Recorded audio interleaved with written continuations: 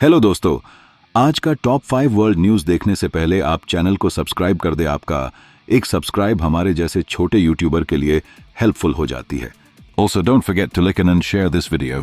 Universal Music Group UMG ने घोषणा की है कि non executive director Bill Ackman ने अपने हालिया निवेशों के कारण नई कार्यकारी और बोर्ड जिम्मेदारियों के चलते आज से अपने पद से इस्तीफा दे दिया है।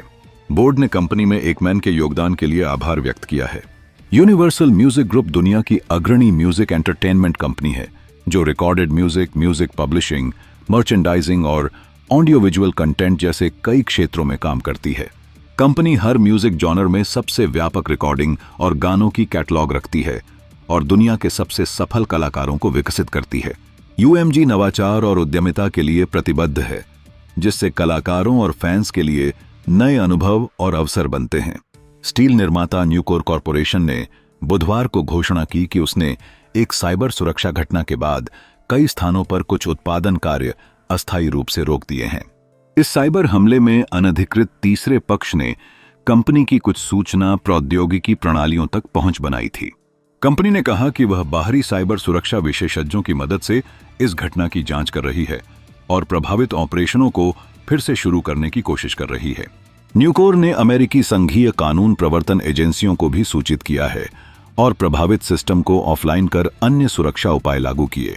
यूरोपीय संघ EU की अदालत ने यूरोपीय आयोग को आदेश दिया है कि वह आयोग की अध्यक्ष उर्सुला वॉन डेर लेयन और फाइजर के CEO अल्बर्ट बोर्ला के बीच कोविड-19 वैक्सीन खरीद को लेकर हुए टेक्स्ट संदेशों को सार्वजनिक करे।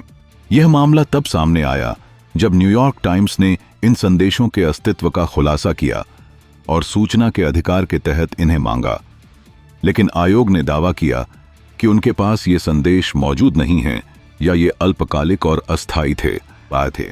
अदालत ने आयोग के इस तर्क को खारिज कर दिया और कहा कि आयोग को स्पष्ट रूप से बताना चाहिए कि संदेश डिलीट किए गए थे या नहीं, और अगर हां तो कैसे।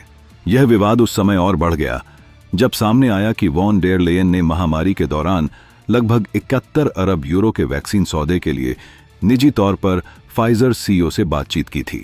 यूरोपीय लोकपाल ने आयोग के इस रवैये को कुप्रशासन करार दिया था। यह मामला EU में पारदर्शिता और जवाबदेही के लिए एक महत्वपूर्ण मिसाल बन गया है, खासकर जब सार्वजनिक हित के मामलों में इलेक्ट्रॉनिक संचार को संरक्षित और सार्वजनिक किया जाना चाहिए। चीन की टेक्नोलॉजी कंपनी बाइडू यूरोप में अपने अपोलो गो रोबोटैक्सी सर्विस का विस्तार करने जा रही है। कंपनी स्विट्जरलैंड में 2025 के अंत तक अपनी सेवाएं शुरू करने की योजना बना रही है और तुर्की में भी विस्तार की संभावना है। इसके लिए बाइडू स्विस पोस्ट की बस सेवा देने वाली कंपनी पोस्ट ऑटो के साथ साझेदारी की बातचीत कर रही है। हालांकि पोस्ट ऑटो ने फिलहाल किसी भी साझेदारी की पुष्टि नहीं की है, लेकिन भविष्य की मोबिलिटी के विकल्पों को लेकर चर्चा जारी है। बाइडू का अपोलो गो रोबोटैक्सी नेटवर्क चीन के वुहान शहर में पहले से ही 500 से ज्यादा गाड़ियों के साथ दुनिया के सबसे बड़े ऑटोनोमस टैक्सी नेटवर्क में से एक है। कंपनी का RT6 रोबोटैक्सी मॉडल खासतौर पर किफायती है, जिसकी लागत लगभग 5 लाख युआन RS 25 लाख के करीब है, जो पहले के मॉडल से 50% कम है। इससे यात्रियों को भी सस्ती राइड मिलती है।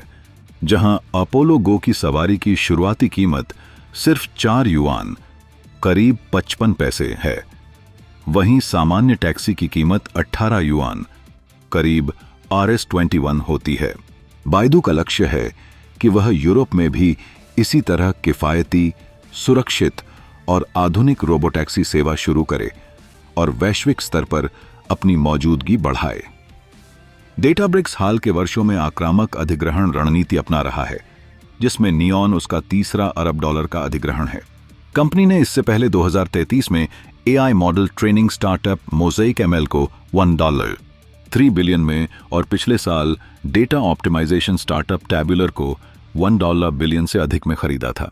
यह पैटर्न दिखाता है कि डेटाब्रिक्स अपने AI और डेटा प्रबंधन इकोसिस्टम को केवल ऑर्गेनिक ग्रोथ के बजाय उच्च मूल्य वाले अधिग्रहणों के माध्यम से मजबूत बनाने की रणनीति अपना रहा है।